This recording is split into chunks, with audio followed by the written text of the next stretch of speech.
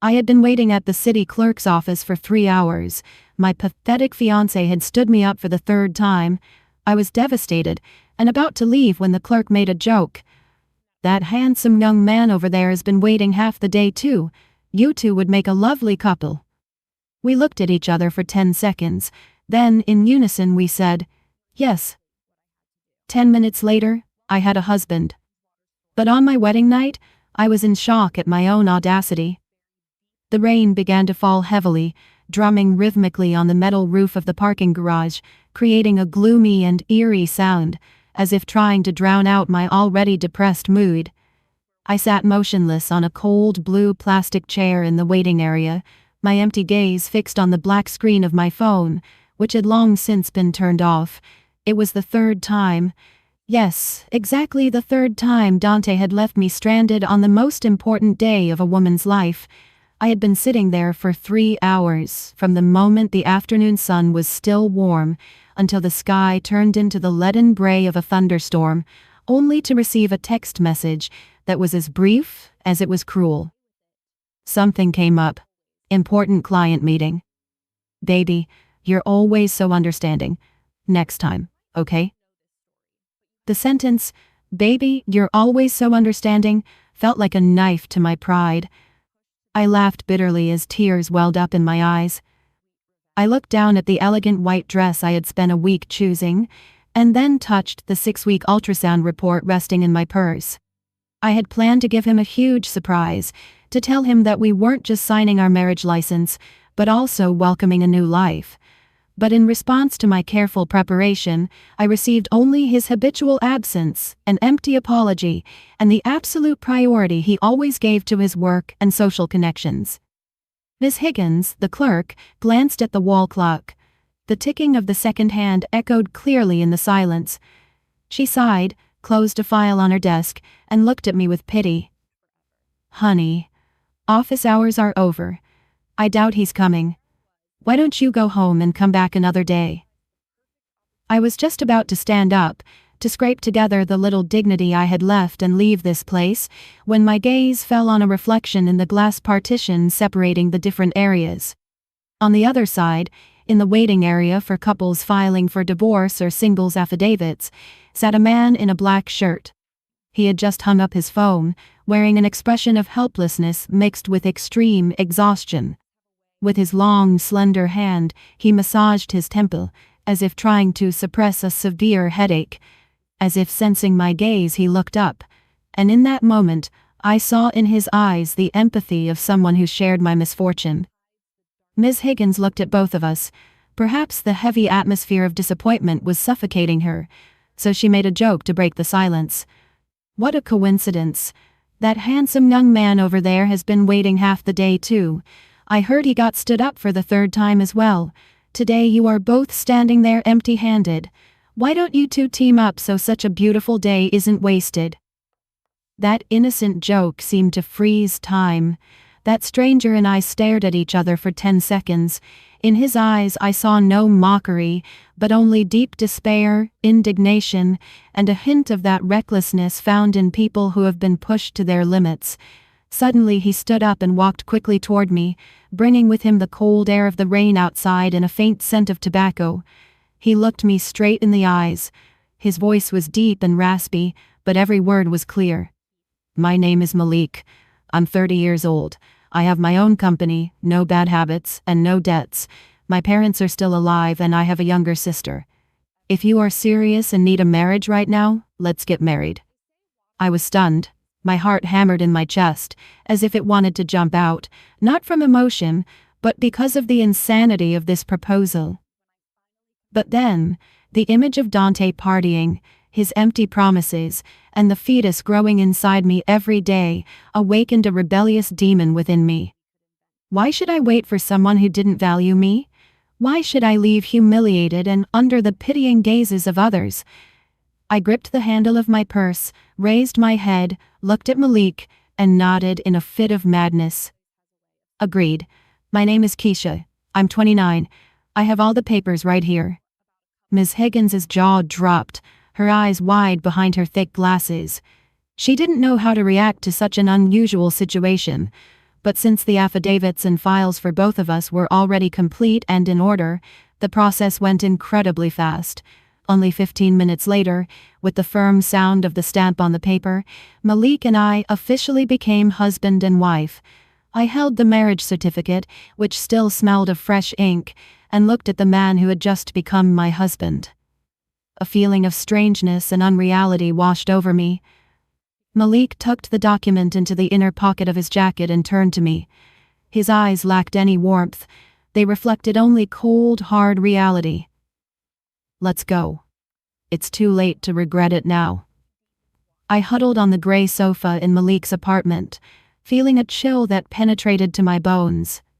Although the rain had stopped long ago outside, his apartment on the 12th floor of a mid-range condo building was so clean it felt impersonal, more like a real estate agent's model unit than a home. There were no family photos, no decorations, just cool black and white tones, and a silence that enveloped everything. That was my wedding night. No candles, no flowers, no promises of eternal love. Just the hum of the ventilation and the discomfort of two strangers connected by a fragile piece of paper. Malik placed a glass of lukewarm water on the table in front of me. Steam rose in a fine mist. He sat on the chair opposite, keeping a safe, polite distance.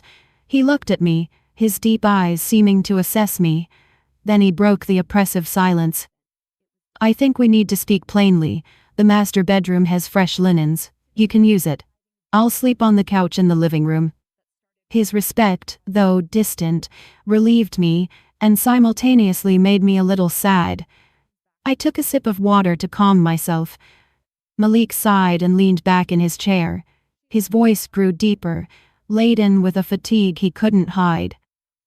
My mother has terminal lung cancer. The doctors say she doesn't have much time left, maybe just a few months. I froze. The hand holding the glass trembled slightly. I looked up at him and waited for him to continue. Malik smiled bitterly, a crooked smile full of pain. Her only wish is to see me settle down before she closes her eyes for good. My ex-girlfriend left me for her boss right when she found out about my mother's illness. She didn't want to be burdened with a family dealing with cancer. Every word was like a heavy stone thrown into a calm lake, churning up my spirit. It turned out that behind his cool facade and his rushed decision to marry lay a family tragedy and a heartbreaking love for his mother. I looked at the stranger before me and felt a mixture of pity and fear, realizing I had just walked into another mess. A marriage without love, with the burden of a sick in-law family. And what was worse, I was deceiving him. My boldness at the clerk's office that afternoon now revealed itself as a real burden, a weight on my shoulders that made it hard to breathe. I couldn't continue to deceive a decent man who was in such an extreme situation. My conscience wouldn't allow it. I took a deep breath, gathered all my courage, placed a hand on my stomach, and said with a shaky but firm voice, "Malik, I have to tell you something. I'm pregnant. It's my ex-boyfriend's." The silence became absolute.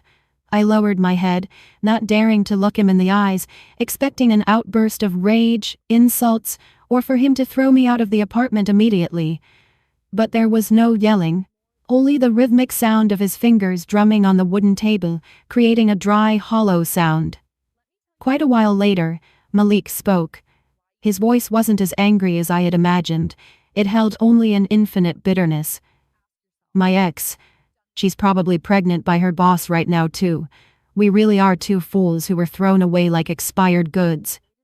I looked up, startled, and saw resignation and deep sadness in his eyes, without the slightest trace of contempt toward me. He looked directly at me and proposed an arrangement I couldn't believe. "You need a name for this child. I need a wife so my mother can die in peace. Let's maintain this relationship. I won't give you any trouble and I won't let anyone harm you or your child. In return, you help me play the role of the perfect daughter-in-law for my mother." This proposal was like a life preserver thrown to a drowning person, but it was also a sentence condemning me to an endless farce. That night, curled up under a strange blanket, tears ran silently down my cheeks, soaking the pillow. I touched my still flat stomach and felt the presence of this little life growing day by day. I wondered how I would face my mother, Dante, and the whole world at dawn with my new identity as Malik's wife. From the living room, the sound of Malik tossing and turning on the narrow sofa reached me, reminding me that my life had taken a completely different course, full of thorns and storms. The weak light of dawn filtered through the thin curtains, waking me from a night of restless sleep and nightmares. I opened my eyes and needed a few seconds to realize I was in an unfamiliar room, in a bed that wasn't mine. The bedroom door was ajar, and the soft clatter of plates and silverware drifted in from outside. The delicious smell of toasted bread rose to my nose, pulling me back to reality. I had married a man named Malik, whom I barely knew, less than 24 hours ago. I took a deep breath, tidied my messy hair, and went out, trying to appear as natural as possible. Malik was already up. He stood in the kitchen, dressed in gray pajamas, looking busy but orderly. When he saw me, he nodded slightly and placed 2 mugs of hot milk and a plate of toast with tomatoes and oil on the table. His voice was deep and steady. "Good morning. Eat something, and then we'll go to the hospital." I asked the doctor for permission to visit my mother early. Breakfast passed in uncomfortable silence, broken only by the quiet sound of chewing. We were like 2 actors reviewing their lines one last time before stepping onto the stage. Malik gave me basic information so our story would be consistent for his mother. We had been friends for a long time. Our feelings had developed naturally, and since we got along well, we decided to marry. It wasn't an impulsive moment. Malik's old car pulled up in front of the oncology clinic, a place permeated by the smell of disinfectant and the somber atmosphere of life and death. I gripped the handle of my purse with sweaty, cold hands. A sense of guilt suffocated me at the thought that I would be deceiving a person on the brink of death. Malik's mother lay in a spotless white hospital bed. Her body was wasted away from long chemotherapy sessions, and her head, almost completely bald, was covered by a burgundy wool beanie. Yet when she saw Malik and me walk in hand, her tired eyes lit up with a strange vitality, like a lamp about to go out that has just been refilled with oil. "Mama, I brought my wife to visit you," Malik said with a trembling voice, gently squeezing my hand as if to instill courage in me. Ms. Etta tried to sit up. I rushed over to help her and stammered, "Good afternoon, I'm Keisha." She took my hand, a bony but surprisingly warm hand. She looked at me firmly with teary eyes. "How beautiful. Finally, this son of mine decided to bring you home for good. I feared, quiet as he is, he would end up an eternal bachelor." She laboriously took off the sapphire bracelet she wore on her wrist, an old sparkling piece of jewelry, and insisted on putting it on me. "This belonged to my mother. I kept it my whole life for my daughter-in-law. Now I hand it over to you. Take care of each other, and love each other very much." As I held the heavy bracelet, and saw her satisfied smile, tears burst uncontrollably from me. I cried not only from emotion, but also from shame at the sincerity of this mother. When we left the hospital, my spirits were at rock bottom. The persistent ringing of my phone in my pocket interrupted my thoughts. It was Dante. His name on the display made my heart cramp with pain and anger. I looked at Malik, and he nodded at me to answer. I took a deep breath and took the call. "Where are you? I'll pick you up and take you to dinner to make it up to you. I was so drunk yesterday I fell asleep." Dante's voice was still mocking and carefree, as if standing up his fiancée at the clerk's office was something as trivial as forgetting to buy a loaf of bread. The accumulated rage erupted. I answered coldly, "That's not necessary. I'm busy. I'm enjoying my honeymoon." There was a second of silence on the other end, then laughter. "Baby, are you mad again? What honeymoon? Don't joke around." I said nothing more. I took a photo of the marriage certificate and texted it to him. Then I hung up. Less than a minute later, my phone vibrated with a message full of resentment. "You dared cheat on me? You're pregnant with my child. You think you can get away? Meet me right now. If not, I'm coming to your company and making a scene." Malik glanced at the display. He didn't ask much, he just started the car. His voice was cold but imposing. Get in. I'll drive you to the meeting. You are legally my wife now, and I won't let anyone intimidate you, not even the father of your child. The coffee shop was in a discreet corner below my office building. At this time it was almost empty. Dante was already waiting. His appearance was quite pathetic. Wrinkled shirt, bloodshot eyes. When he saw Malik and me walk in together, his gaze flashed with surprise but quickly shifted to contempt. He leaned back in his chair with a superior air. Sit down, he said, without deigning to look at Malik. Is this the fake husband you picked up off the street? He doesn't look bad, but I bet his pockets are empty. Malik wasn't phased. He pulled out a chair for me and sat calmly beside me, ordering a glass of water. His calm contrasted with Dante's crudeness. I stared at the man I had loved for 3 years, and asked coldly, "Why did you call me here? If it's just to talk nonsense, I don't have time."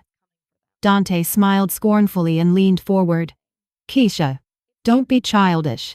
I know you're angry about yesterday, but I have my reasons. I'm being promoted to deputy director, but the condition is that I marry the general director's daughter." I froze. The reason he had left me wasn't that he was busy, but that he was busy climbing the corporate ladder. He continued speaking as if doing me a favor. "Marrying her is just a formality. You know I want you. Get an abortion. Be my secret mistress, and I'll support you. I'll buy you a house, a car. You won't lack anything." Every word was like a poisoned needle. Be his mistress, abort my child. Who did he think I was? What was my child's life worth? Rage made me tremble. I couldn't control myself anymore. I took the glass of water in front of me and threw it in his face. "You miserable wretch, shut your mouth!" I screamed, not caring about the curious stares. Dante jumped up, furious. He raised his hand to hit me. "You crazy Baki! How dare you!" But before his hand reached me, another hand, strong as steel, caught it in the air. Malik had stood up without violence, squeezing Dante's wrist and pushing him back into the chair. His voice was quiet but threatening. "This is America. Putting your hands on a woman is a crime. Hitting my wife is even worse." Dante rubbed his painful wrist and glared at Malik. "Who are you? Do you know who I am? With a snap of my fingers you'll disappear from this city." Malik straightened his shirt collar and looked at Dante with the pity one offers a moral failure. "I don't need to know who you are, but I know you're harassing my wife. The cameras in this place are recording, and I just recorded your entire interesting conversation about your wedding plans with your boss's daughter. Would you like me to send the file to your general director so he can listen to it?" Dante's face went from red to corpse pale. He stammered, not knowing what to say. His arrogance had vanished, replaced by the fear of exposure. "Let's go," Malik said gently, turning to me. He took my trembling hand and led me out of the cafe, leaving Dante alone, exposed to everyone's stares. When we stepped into the fresh air, I felt alive again. I looked at Malik's strong back. For the first time after so many storms, I felt protected, not by empty promises, but by the actions of a real man. After the stormy meeting with Dante, I tried to compose myself to return to the office.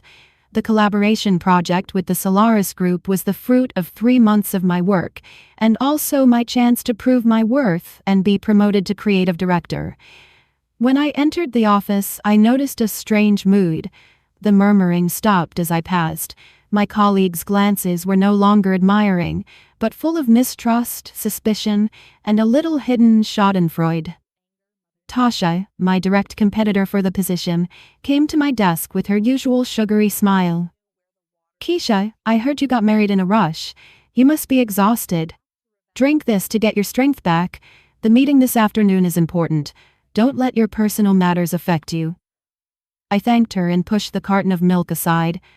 A vague feeling of unease crept over me. Tasha was never friendly without a reason. Her smile always hid sharp knives.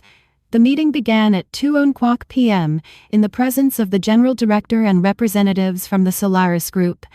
I stepped confidently onto the podium and opened the presentation I had prepared. But as soon as the first slide appeared, a murmur went through the room. The general director frowned and slammed his hand on the table. "Ms. Vance, how do you explain this?" He threw another dossier onto the table. It was the proposal from the advertising agency Creative Star, our biggest competitor. And the scariest part was that its content was identical to mine, from the basic concept and slogan down to the final market analysis. How is this possible?" I stammered, while cold sweat ran down my back. I looked around seeking help, but met only cold stares. Then Tasha took the floor with a fake tone of regret. "Director, I heard Keisha is in financial trouble and got married in a hurry. Maybe, well, I don't dare speculate, but Creative Star announced this idea this morning." The accusation of selling out the company hung over my head like a death sentence for my career. The IT department was cold immediately. The result left me speechless. My computer history showed that at noon, exactly when I was at lunch, an email with the data had been sent from my device to the creative director of Creative Star. "I didn't do that at that time. I wasn't here," I shouted desperately. But the evidence on the screen made any defense useless. The general director looked at me with disappointment and decided coldly, "While the matter is being investigated, Ms. Vance is suspended from duty. Hand the project over to Ms. Tasha and prepare to testify before the disciplinary committee." I was petrified. I felt the world collapsing at my feet. I packed my things into a box. Tasha walked past me and whispered triumphantly in my ear, "To compete with me, you still lack a lot, honey. Go home and take care of your fake husband." I left the building with the box in my arms. The evening sun was setting, and people hurried indifferently past a failure who had just been thrown out of the game. I didn't cry. It seemed my tears had dried up. I understood it wasn't a coincidence, but a perfect trap to sink me. I arrived home as the city lights were turning on. Malik was sitting at his desk. The light of the monitor illuminated his serious face. When he saw me with the box, he didn't seem surprised. He stood up silently and took the heavy box from my hands. I collapsed onto the sofa, exhausted, ready for his questions and accusations. "Did they fire you?" he asked with strange calmness. I nodded and told him everything that had happened. When I finished, I lowered my head, awaiting his judgment. Malik was silent for a moment, then went to the kitchen and brought me a glass of lukewarm water. He sat opposite me, looked me in the eyes, and asked only a single question. "Did you do it?" I raised my gaze and shook my head firmly. "No, I swear to you I didn't do it. I may be broke, but I would never sell my professional ethics." Malik nodded, his face relaxing to show absolute trust. "That's enough. I believe you." Just those 3 words. But they were more powerful than 1,000 empty consolations. I felt a lump in my throat, and the tears I had held back all afternoon finally burst forth. For the first time, someone believed me unconditionally. "Give me your laptop, and if you can, try to remember if you logged into your work account on any other device." Malik's voice became professional and sharp. I remembered he was an IT specialist and had his own software company. I quickly gave him my laptop. His fingers flew over the keyboard as lines of code scrolled across the screen. "Your company's security is pretty laughable," he commented. "They installed a keylogger on your computer, probably via a USB drive or a link you accidentally clicked. This software records everything you type, including passwords." He typed a bit more, and then pointed to an IP address on the screen. "Here is the trace of the unauthorized access. The email wasn't sent from your office computer, but remotely via a proxy server to mask the true IP. But whoever did this was an amateur. They forgot to delete the system logs on your laptop when the data synced." Malik followed the trail. About 30 minutes later, he sighed with relief and turned the screen toward me. "I found the original IP address. It comes from a cafe with Wi-Fi right across from your office at lunchtime. And most importantly, I recovered a fragment of a chat the spyware accidentally captured." On the screen was a blurry but readable screenshot of a chat. The sender was Tasha MKT, and the recipient, Dante DJ. Dante Hooks. The message was short but incriminating.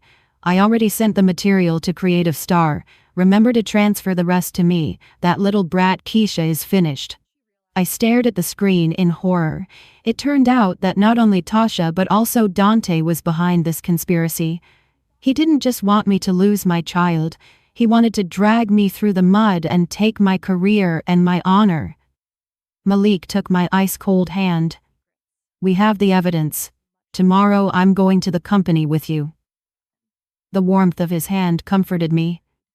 I looked at him and felt infinite gratitude. In the middle of the storm of my life, I had found a safe harbor. Even if it was an unexpected marriage, it was strangely sincere. After I had the evidence Malik had collected, I didn't send it to management immediately. I sat in silence, staring at the printed messages with mixed feelings. Tasha and Dante's betrayal disgusted me, but when I thought of Tasha's situation, I hesitated. Tasha was a single mother. Her daughter had a congenital heart defect and was waiting for surgery. Everyone in the company knew that. I understood that desperation can drive people to do terrible things for money, but that didn't mean I would tolerate evil. The next morning, I met Tasha in a quiet tea room. When she saw me, she flinched but tried to remain calm. I didn't beat around the bush. I put the documents on the table. Tasha, I think you should see this. Her face went pale as she read the chat with Dante. She covered her face with her hands. Her shoulders shook. Keisha, I'm sorry. I had no other choice. My daughter needs the money for the surgery urgently, and Dante promised me $100,000 if I did it. I looked at her with a mixture of pity and anger. $100,000. That was the price for a person's conscience and career. I took a deep breath. I know your situation, but did you think about what would happen to me? How it would affect my life and my child's? Because I'm pregnant too. To save your daughter, you wanted to destroy my child and me? Tasha looked at me with eyes full of remorse and fear. She grabbed my hand. I made a mistake. I'm really sorry. Do what you want, but please don't tell the police. If I go to jail, my daughter will be left all alone. Her plea as a mother softened my heart. I'll give you two options. First, I send all this to management and the police. Second, you go in yourself.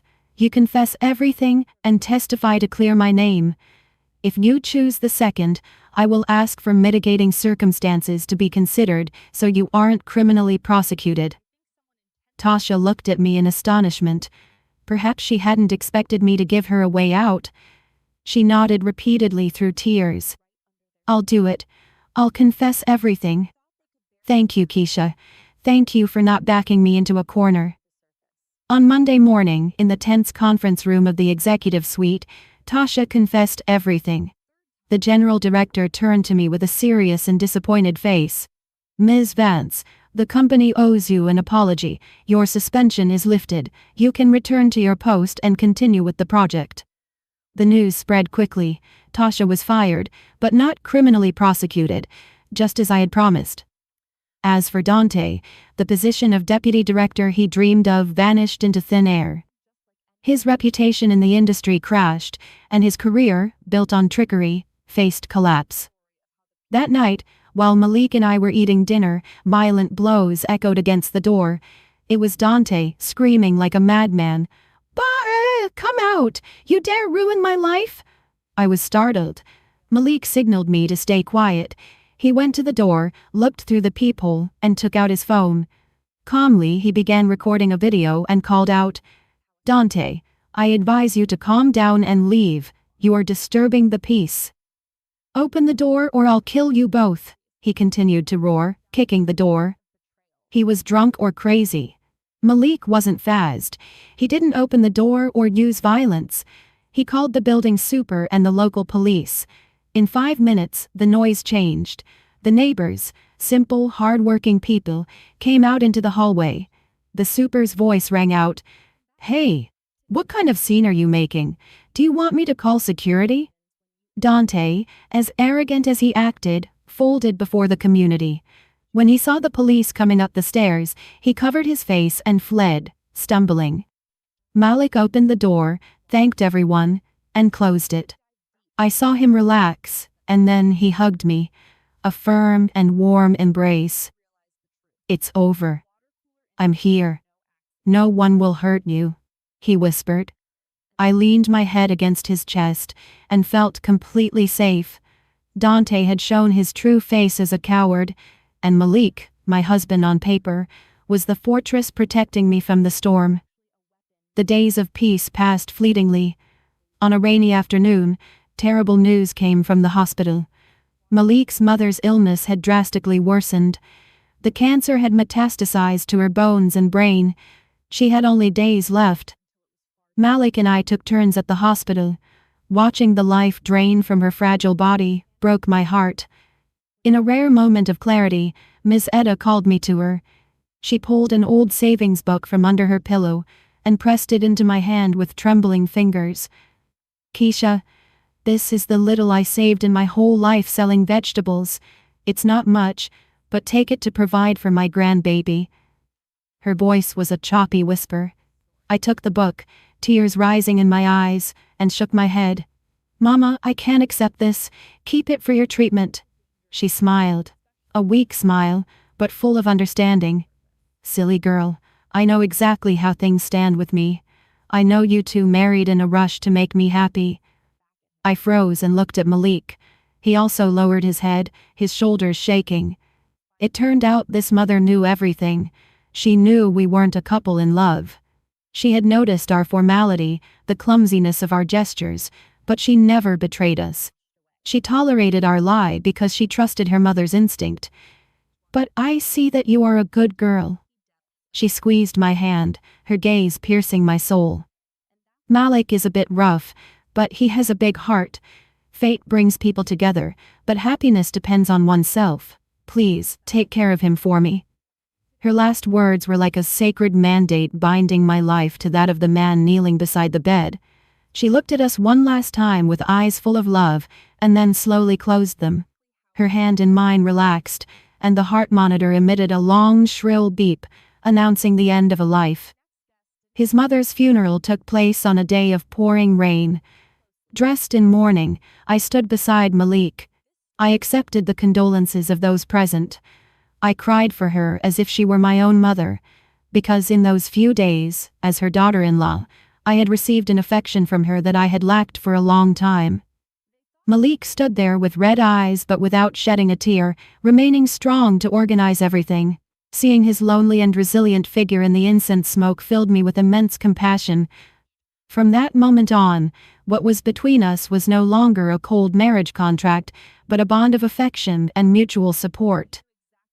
Barely 3 days after the funeral, while the pain was still fresh, the true storm broke over us. That early morning, as Malik lit incense at his mother's altar, there was persistent knocking at the door. I opened it to find 2 police officers and a man in plain clothes.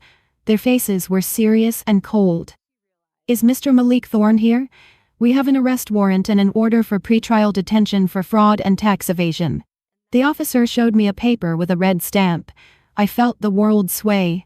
Malik came out surprised but quickly found his calm again. He offered no resistance, only turned to me with a look full of regret and worry. "Keisha, stay home and stay calm. Don't worry about me. I'll clear everything up. Lock the door tight." The police car took Malik away, leaving me rooted to the spot. But that wasn't all. At noon, a group of tattooed and menacing-looking men hammered on the door, threw red paint on the metal door, and plastered the whole hallway with notices full of insults. "Where is Malik? Pay what you owe. You can't hide." The shouts echoed through the whole building. I huddled terrified in the room, hugging my belly. Then the terrible truth became clear to me. Malik was dragging huge debts with him. I imagined it was the money he had borrowed to buy expensive imported drugs not covered by insurance, to prolong his mother's life. He had sacrificed everything, his future and his safety, to be a good son. My phone rang. It was Brianna, my best friend. "Keisha? Where are you?" I heard Malik's company assets were seized. The creditors are looking for him everywhere. Pack your things and come to my place. It's dangerous to stay there. I packed some clothes in a bag, put on a mask, and snuck out down the fire escape. On the street, I felt like a fugitive, my husband arrested, my house besieged, and me pregnant. I didn't know what would become of me tomorrow, but I knew I couldn't give up. I had to find a way to save Malik, to save the man who had landed behind bars out of love for his mother. That night, under the cover of darkness, Brianna and I snuck into Malik's sealed office. Thanks to a favor Brianna's father had done for the old security guard, we managed to get in through the back door for 15 minutes. The place was deserted. Without turning on the lights, we used the flashlights on our phones. I went straight to Malik's desk, just as he had once told me when he was drunk. Behind a picture was a small wall safe. Trembling, I entered his mother's birth date. The door opened. Inside was no money, only a stack of papers and a brown leather diary. I opened it. It was Malik's diary. In it, he described his struggle to save his mother. The doctor says a new treatment could extend her life by 6 months, but it costs a fortune. I sold the car, mortgaged the house, but it's not enough. On another page, his writing was shaky. Mr. Ferdinand, Dante's uncle, offered me a loan from his finance company, Progress. I know it's a trap, a predatory loan, but I have no other choice. Mama is suffering with every hour that passes. Tears blurred the words. I saw Malik alone in the night, wrestling between his honor and his mother's life. The contracts in the safe confirmed the trap. Business loans converted into personal debts with usurious interest rates. Malik wasn't a fraudster, he was the victim of a loan shark network run by the same people who now wanted to sink him. Dante and his uncle, who exploited his filial love to drive him into debt, put him in prison, and take over his company for a bargain price. Look at this, Keisha. Brianna showed me other papers. They were the receipts of all transfers from the loan to the hospital, to pay the bills and medications. Not a single dollar had flowed into his personal account. I pressed the diary and the papers to my chest. My husband, whom I once considered a stranger, had endured a storm all alone without telling me anything. Now it was my turn to fight for him. I returned home at 2 a.m., but I wasn't tired. Outrage and determination kept me awake. The next morning, I gathered all the wedding jewelry my mother had given me for my failed marriage to Dante, along with my meager savings for the baby, and sold everything. I felt not the slightest regret, but it wasn't enough to hire a good lawyer and cover part of the debt as the investigation required. I went to my boss's office and asked for a salary advance of 1 year. Keisha, have you thought this through? Your husband is accused of a serious financial crime. It's very likely he'll go to prison. Putting money into that is a waste, and you have to think about the baby. I answered him with my head held high. Boss, he isn't a fraudster. He's just a good son who is pushed into a corner. If I leave him now, I will regret it my whole life. With the money, I hired the best criminal defense attorney in the city, recommended by Brianna's father. On the day of the visit, I got up early and cooked beef stew, Malik's favorite dish. When I saw him through the glass partition, I hardly recognized him. He was gaunt, with a shaved head and deep circles under his eyes, but when he saw me, the same worry as always flashed in his eyes. Keisha, what are you doing here? I told you not to worry about me. His voice was rough. Go, get a divorce. I'll sign the papers. You're young, you have a future. Don't let the record of a criminal affect you and the child. I looked at him, smiling through tears. I placed my hand, with which I was stroking my belly, against the glass. Listen to me closely, Malik. I sold everything. I asked for an advance and hired the best lawyer. I don't need a clean slate. I need a father for my child, a husband who sacrifices himself for his family. Don't you dare give up. You have to get out of here to repay this debt to me, a debt of gratitude that will last a lifetime. Malik fell silent, his shoulders shaking. He lowered his head to hide his tears. In that moment, in the oppressive atmosphere of the prison, our bond solidified. more resilient than any vow of love. The trial took place on a gray, leaden day. In the solemn courtroom, I sat in the first row, hands clasped. Brianna squeezed my hand to calm me. Malik, standing before the podium, looked fragile, but held his back straight. The prosecutor read the charges: fraud, embezzlement of large sums of money. Every word was a nail in my husband's coffin. When it was the defense's turn, our lawyer, an elderly, composed man, stood up. He presented the court with Malik's diary, the hospital bills, and above all, the fraudulent loan contracts from Mr. Ferdinand's finance company. Your Honor, the defendant Malik had no intention of appropriating any assets for his personal benefit. He acted out of necessity to save his mother's life, and more importantly, he was the victim of a loan shark network disguised as an investment. The room murmured as the lawyer revealed the relationship between Dante and Mr. Ferdinand, along with messages proving they had coerced Malik into signing blank contracts. The presiding judge's gaze softened as he considered these mitigating circumstances. Good reputation, first-time offender, motivated by filial piety, and efforts to make restitution. I held my breath. The defendant Malik Thorne is guilty of breach of trust. However, considering the numerous mitigating circumstances that he was the victim of a trap and did not act out of personal greed, the court sentences him to 2 years of probation. The defendant is released immediately in this courtroom. The gavel struck the wood, ending our nightmare. I burst into tears and hugged Brianna. They were tears of relief and happiness. Malik turned around and looked at me with red eyes.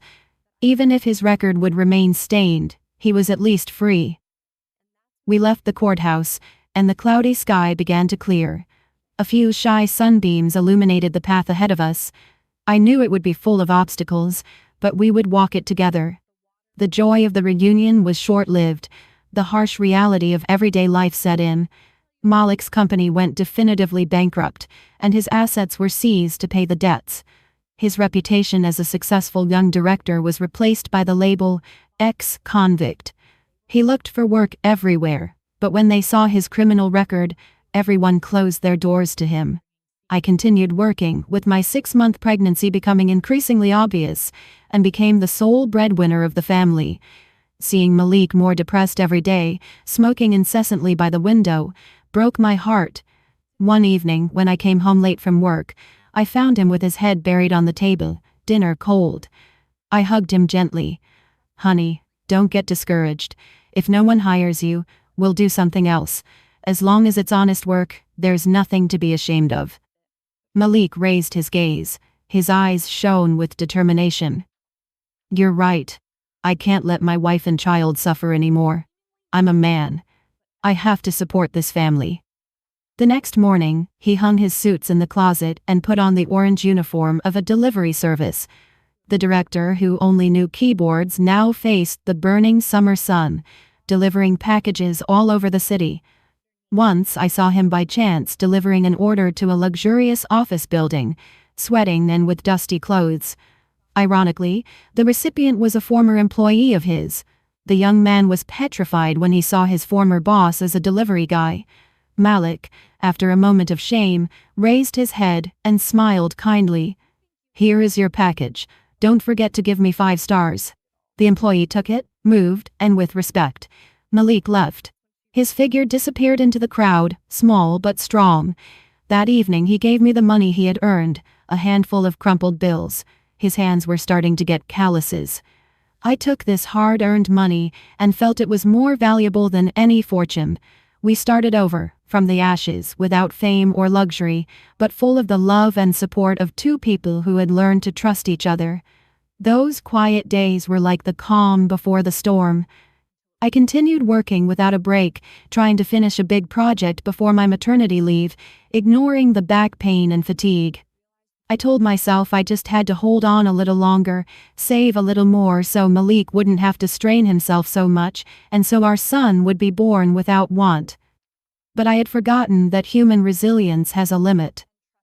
That afternoon in the office, as I stretched for some documents on a high shelf, a sharp, tearing pain shot through my abdomen. I dropped the papers and doubled over in pain. This was no normal pain. My hands sweated, my vision blurred. Keisha, are you okay? Blood. My God, she's bleeding. The scream of an intern alarmed the whole office. I looked down and saw a red pool spreading on the white floor. I began to lose consciousness, but my maternal instinct made me panic. I stammered, Save my child, call my husband. My colleagues called an ambulance. The siren tore through the afternoon. They brought me into the ER half conscious. I heard the doctors talking about placental abruption, massive hemorrhaging, fetal distress, and an emergency C-section to save the mother. The door to the ER opened, and for a moment I saw Malik running toward me. He was wearing his delivery uniform. His sun-tanned face was pale as wax. He shoved a security guard aside to get to my gurney, eyes red and full of tears. Keisha, I'm here. Don't be afraid, he screamed with a voice broken by panic. He tried to take my hand, but a nurse stopped him. He knelt before the door of the operating room and begged the doctors, Doctor, please save her. Save my wife and my child. If something happens to her, how am I supposed to go on living? The image of this strong man, collapsed and helpless, was the last thing I saw before the anesthesia plunged me into darkness. In my unconsciousness, I continued to hear Malik's voice calling me, a heartbreaking scream. I woke up in a white room with a strong smell of ether. My head hurt, and I felt a terrifying emptiness in my stomach. I touched my lower abdomen, previously round, now flat and bandaged. The feeling of loss was faster than the physical pain. I turned my head and saw Malik sleeping, his head resting on the edge of the bed, still holding my hand. When he felt my movement, he woke up. His eyes were swollen, and he had a beard of several days. He looked at me with a mixture of infinite pain and relief. I moved my lips with a dry throat. The baby. Where is our son? Malik didn't answer immediately. He leaned forward and kissed my forehead, a trembling kiss, salty from tears.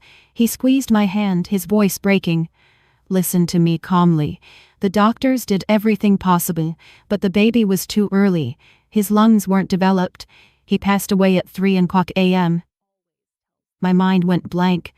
He passed away. The baby I had carried for 7 months, whom I spoke to every night. Our only hope. He was no longer there. I didn't scream. I didn't faint. I remained motionless. Tears ran silently down my temples. The pain was too great. The following days were hell. I fell into a deep depression. I refused to speak, eat, or drink. I rejected the world, including Malik. But he didn't give up. He hid his own pain to care for me. I know he suffered just as much. He had loved this baby as if it were his own. He took unpaid leave to be with me day and night. He fed me patiently, washed me, told me trivial things to keep me connected to reality. Sometimes at night, I pretended to sleep and heard him crying softly in the bathroom. Then he would come out, tuck me in, and hold my hand all night. His love and silent sacrifice were the anchor that prevented me from sinking into despair. I realized I had lost my child, but I couldn't lose him too. A month later, my health improved, but my soul remained desolate. The psychologist suggested a change of scenery. On a Sunday, I took Malik on his old motorcycle to the outskirts, to a quiet place. We stopped in front of a large house with a wooden sign that read Sunflower Home. The laughter of children constricted my heart. I wanted to flee. Malik took my hand. Trust me, just for a moment. If you can't stand it, we'll leave. I went in reluctantly. The children, some with disabilities, others abandoned, had eyes full of innocent joy. I sat on a bench apart. My gaze crossed with that of a little girl standing alone in a corner. She was about 3 years old, thin, and wearing a worn floral dress. She had big, dark, and deeply sad eyes. A sadness that was inappropriate for her age. I walked over to her. She looked at me without fear. I crouched down. Hi, what's your name? She didn't answer. She just offered me the wildflower she held in her hand. For you. Don't cry. I touched my face and realized I was crying. Her name is Maya, said one of the caregivers. She's very quiet. She was abandoned in front of a market a few months ago. She's very withdrawn, but she gave you a flower today. That must be a special connection." Maya looked at me, and suddenly her small, dirty hand grabbed my pinky finger. In that moment, a warm current ran through me, melting the ice in my heart. I hugged her and cried, but this time they were tears of redemption. I knew this child had chosen me, and I needed her to live again. The decision to adopt Maya happened quickly and naturally. We knew it would be difficult. When the caregiver saw Malik's file with his criminal record, she looked at us with concern. "Adoption laws are very strict. I'm sorry, but with this background, it's unlikely to be approved." Malik didn't give up. With a sincerity that moved the woman, he said, "I made a mistake to save my mother, but I never hurt anyone. I promise to dedicate the rest of my life to compensating this child. Please help us." But the law is the law. That's when Brianna, my guardian angel, reappeared. Thanks to her father's contacts, she managed to get people to vouch for Malik's good conduct. She also helped me prove that my income as a freelance designer was stable. After 2 months of endless paperwork, the application was finally approved. On the day Maya came home, the sky was clear and the sun was shining. Malik and I were as nervous as if we were getting married. Maya, clutching her old teddy bear, looked at her new home with curious eyes, not letting go of my clothes. Our small rental apartment filled with light and warmth. Malik had built a small bed for her out of recycled wood, and painted it a pink he thought she would like. I had sewn several dresses for her from fabric scraps. At our first dinner together, Maya sat in the high chair Malik had made for her. He served her the best piece of meat. "She is my daughter. Papa is the best cook in America." Maya looked at us both and smiled. Her first radiant smile. "Thank you, Papa Malik. Thank you, Mama Keisha." Those words made Malik turn around to wipe away a tear, and I melted with happiness. Our home finally had children's laughter after so many storms. The missing piece had fit into place. 3 years passed. Our little rental house was always full of laughter. Maya, now 6 years old, was a beautiful and well-behaved child. Her formerly sad eyes now beamed with joy. Our lives had also stabilized. Malik was no longer a delivery driver. Thanks to his effort and talent, a former partner hired him as technical director at a software company. His salary, even if not like before, allowed us to live comfortably, pay off debts, and save a little. I gave up my old job and dedicated myself to freelance design from home to take care of Maya. That afternoon, while I was braiding Maya's hair, she showed Malik a drawing. "Papa Malik, look, this is you fixing things, Mama cooking, and me watering flowers." Malik smiled proudly. "How beautiful, my child. You're going to be a great artist, better than Mama Keisha." I looked at my two loves and felt immense peace. In these 3 years, we never had a big wedding, but our love was deeper than any promise. Malik loved Maya, as if she were his own daughter. "What are you thinking about?" asked Malik, hugging me from behind. "I'm thinking that life is fair, honey. It took a child from us, but it gave us an angel." He squeezed me tighter. "And to me, it gave a wonderful wife. Without you, I would have gone under long ago." That night, listening to the quiet breathing of my husband and daughter, I thanked fate. The storms of the past seemed far away, but I didn't know that the calm was only temporary, that another wave, much larger and more devastating, was about to arrive, threatening to destroy the little happiness we had built with such effort. One weekend, Brianna called to say she was coming to dinner with her new boyfriend. I prepared a special meal to meet the man who had conquered my demanding friend. Brianna arrived with Byron, a man in his 30s, tall, well-dressed and with an intellectual look. He was very polite and brought expensive gifts for us and for Maya. Yet from the first moment, I felt a strange unease. Although he smiled, his gaze on Maya was calculating, not that of someone who likes children. During dinner, he wouldn't stop asking questions about Maya's adoption. What a pretty child. She looks like she comes from a good family, not like an abandoned child, he commented casually. Malik, with his instincts sharpened by hardship, frowned and changed the subject. The dinner ended in an atmosphere of fake cordiality. Upon leaving, Byron turned to look at Maya one last time. That look froze the blood in my veins. 3 days later, Brianna called me in the middle of the night, crying, "Keisha, he cheated on me. Byron stole all my savings and disappeared." I was in shock. It turned out Byron was a professional con artist and, what was worse, a distant cousin of Dante, my ex. He had approached Brianna as part of a plan to rob her and get close to our family. The next morning, I received an anonymous envelope. Inside were photos of Maya in the park, at school, and a copy of her original birth certificate with the name of her biological mother. A document I had never seen. My phone rang. It was an unknown number, but the voice was Byron's. "Hello, Keisha, I assume you received my gift," he said mockingly. "What do you want?" I screamed. "Not much. I just know a secret about your adopted daughter that's worth a fortune. Her biological parents aren't just anybody. They're looking for her like crazy.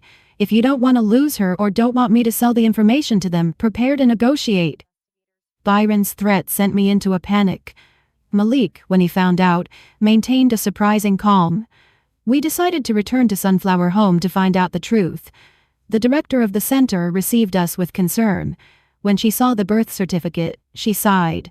She pulled a jade medallion with an engraved phoenix of exquisite beauty from a wooden box. "This is the only thing Maya was wearing when she was dropped off here. I hid it for fear someone would hurt her or claim her because of its value. This medallion proves she comes from a wealthy family." At that moment, my phone rang again.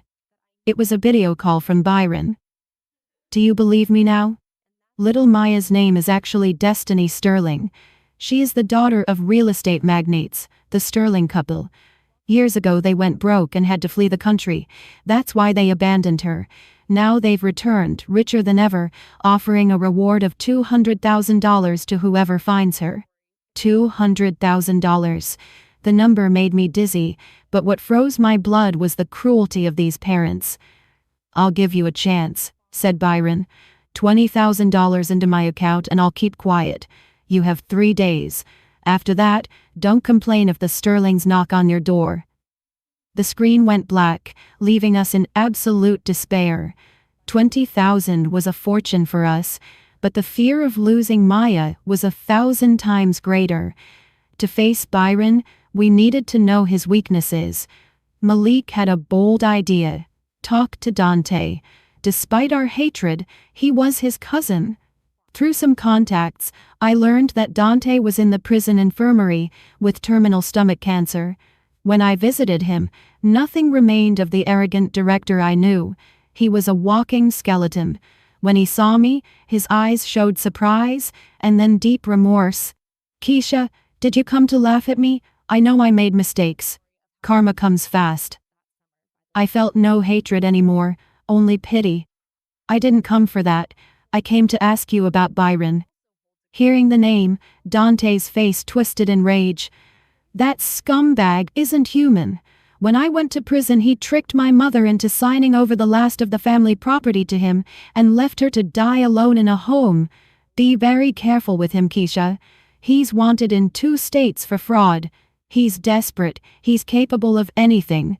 Once he bragged about having information on a rich family, probably your daughter's." Dante's information was gold. Byron wasn't invincible. He was a cornered criminal. "Report him to the police. That will be the only good thing I do in my life, to atone a little for the child we lost," he said, weeping. The mention of our lost child hurt, but I decided to let it go. "Rest. I'll do what you say. The past is the past." I left the prison as it started to rain. Dante was paying for his ambition. We still had a chance to fight for our happiness.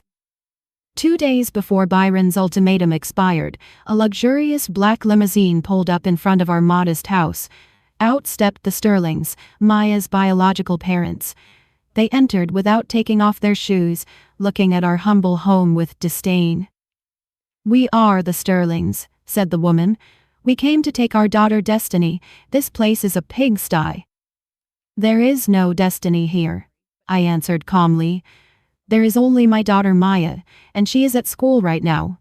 You have no right to just barge in like this. The man smiled scornfully and opened a briefcase full of bills. $100,000. That is payment for looking after her. You can buy a house and change your life with this. Take the money and sign the waiver of custody. Next week, we're taking her to the U.S. I felt deep nausea. They thought they could buy their daughter as if she were an object. Get out, take your money and go, I screamed at them. Maya is a human being, not merchandise you abandon and then try to buy back. She is my daughter, and she is not for sale. Just at that moment, the school bus arrived, and Maya ran in. Papa, Mama, I'm home. When she saw the strangers, she got scared and hid behind me. Destiny, my daughter, I am your mother, Mrs. Sterling shouted, trying to hug her, but Maya screamed and clung to me. Mama, who are they? I'm scared. Maya's reaction was a slap in the face for them. I hugged her tight. You saw it, she doesn't recognize you. Leave or I'll call the police. Since money didn't work, they resorted to power. 2 days later, we received a summons from court. They had hired an army of lawyers to sue us and strip us of custody. Their main argument was Malik's past. They claimed an ex-convict couldn't offer a safe and moral environment for a child, contrasting this with the life of luxury and international education they could offer her. Malik broke down. It's my fault. My past is hurting our daughter. I took his hand. Don't say that. A court judges by the law, but also with the heart. We raised her with all our love, and it shows. Justice won't take our daughter away. That night, Brianna came running. She had walked through the whole neighborhood collecting signatures, from the super to the baker. Everyone had signed a petition of support and offered to testify in our favor. You are not alone, said the super, an old man with white hair. The whole neighborhood is a witness to your kindness. We are poor, but rich in humanity. We will fight with you. The support of our neighbors was balm for our hearts and gave us strength for the uneven legal battle ahead. Just as the trial approached, bombshell news changed the course of things. Byron had been arrested while trying to blackmail the Sterlings themselves. It turned out his greed knew no limits. He hadn't just blackmailed us, but also demanded a cut of the reward for finding the child from them, threatening to reveal their dark past to the press. In his statement, Byron confessed everything to get a lighter sentence. The Sterlings hadn't just gone broke, they were part of an international money laundering network. They hadn't abandoned Maya out of necessity, but as part of a calculated plan to flee the country with new identities. This is the definitive proof, said our lawyer. With these new facts, the plaintiff's moral authority has collapsed. No court would hand a child over to suspected criminals who also cruelly abandoned her. In Byron's statement, another detail was revealed. They hadn't come back for Maya out of love, but because she was the sole heiress to a multi-million-dollar trust fund her grandmother had left behind. They needed custody of her to access that money. Everything was a farce. We will win, Keisha, said Malik, not because we are richer, but because we have a clear conscience. Divine justice takes time, but it comes. The scandal surrounding the Sterlings hit the media. Public pressure and the police investigation turned the tables. Now they were the suspects. The scales of justice tipped in our favor. At the mediation hearing, the couple seemed nervous. The judge, a middle-aged woman, turned gently to Maya. Maya, I know this is hard, but can you tell us who you want to live with? With your biological parents, who will give you many toys, or with Papa Malik and Mama Keisha? Everyone held their breath. Maya stood up, small in the huge room.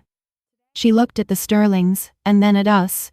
Suddenly she burst into tears and ran to hug Malik. I'm not going away. I don't want toys. I only have one Papa Malik and one Mama Keisha. Don't send me away. The child's crying and words moved everyone. The judge wiped away a tear and banged the gavel. Children are not property. They have the right to choose where they feel happy and safe. The child's will is clear. Furthermore, the plaintiffs face serious accusations. Do you wish to withdraw the suit, or do you prefer the court to thoroughly investigate your suitability and the origin of your finances? The Sterlings, pale, whispered with their lawyer, and lowered their heads. We withdraw the suit. In that moment, I hugged Maya and Malik and cried with happiness. 2 days later, Mrs. Sterling asked me for one last meeting before they left the country forever. We met in a discreet tea room. The arrogant woman from before was gone, replaced by a dejected and quiet figure. I know I have no right to ask for forgiveness. We lost. Tomorrow we leave for good. She offered me an envelope with money and the papers for a trust fund in Maya's name. This is the last thing I can do for her. I gently refused the money. Money can buy neither memories nor lost love. Maya doesn't need it. We are poor, but we can raise her to be a good person. If you really want to clear your conscience, donate this money to the orphanage where you abandoned her. Help other children. As for Maya, when she is 18, I will tell her the truth and she will decide. The woman burst into tears, bowed deeply to me and left. Her lonely figure disappeared into the drizzle. I sipped my tea. It was bitter at first, but left a sweet aftertaste. I felt light, freed from a great burden. The storms were over, and peace returned to our small family. One afternoon, Malik knelt before me in our small living room. He didn't have a bouquet of roses, but wildflowers and a small velvet box. Keisha, 3 years ago we got together out of desperation. I owe you a marriage proposal and a real wedding. Thank you for not letting go of my hand in the worst moments. Thank you for loving Maya as if she were your own. Will you be my wife? For real this time? I looked at the man who had shared so many battles with me. I saw the lines around his eyes, signs of a hard life, and nodded, crying with happiness. He put a simple gold ring on my finger, and the three of us hugged. A week later we celebrated our wedding in the courtyard of the housing complex. It was a modest party but full of warmth and joy, organized by our neighbors. The super officiated the ceremony. Brianna was my maid of honor, and Maya, dressed like a princess, paved the way for us with a basket of flowers. I looked at Malik, Maya, all our friends, and felt my heart full of immeasurable happiness.